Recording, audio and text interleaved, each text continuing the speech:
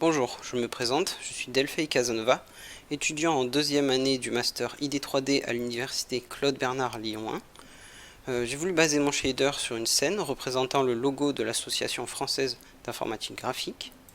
Pour ce faire, j'ai modélisé une scène avec un modèle volumique qui utilise une surface implicite. Ainsi, la surface est décrite par une fonction distance signée, qui, en fonction d'un point P de la scène, retourne sa distance avec la surface. Le résultat de cette fonction est négatif à l'intérieur de la surface et positif à l'extérieur. Ensuite, il existe différentes fonctions permettant de décrire la surface d'objets simples, tels que des cubes, des sphères ou des tores. Et différentes opérations ensemblistes peuvent être utilisées pour assembler ces objets et ainsi pouvoir constituer des scènes plus complexes.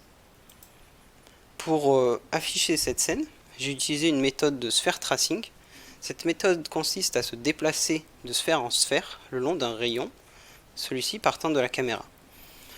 Le rayon de ces sphères correspond à la distance entre leur centre, et la surface implicite.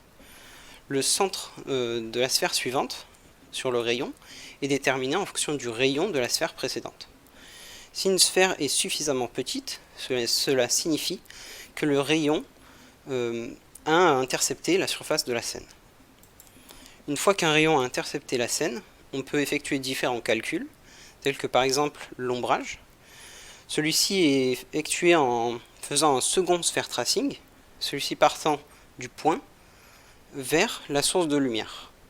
Pendant le déplacement le long de ce rayon, si une sphère est petite, cela signifie que le rayon passe très proche de la scène et ainsi le point sera assombri. Les performances du shader sont impactées par la complexité de la scène. Par exemple, plus la surface sera composée d'objets simples, plus le nombre de calculs sera élevé. Néanmoins, selon la scène, la méthode de rendu permet d'alléger la quantité de calculs. Cela grâce à des pas adaptatifs le long du rayon. Par exemple, plus on se trouve loin de la surface, plus les sphères seront grandes et plus le pas sera grand. A l'inverse, plus un rayon frôle la surface, plus le nombre de calculs va augmenter. Par exemple, cette animation traduit ce phénomène, qu'on peut le voir dans les zones plus claires, le long des objets. Le nombre de calculs est le plus élevé. Merci pour votre attention.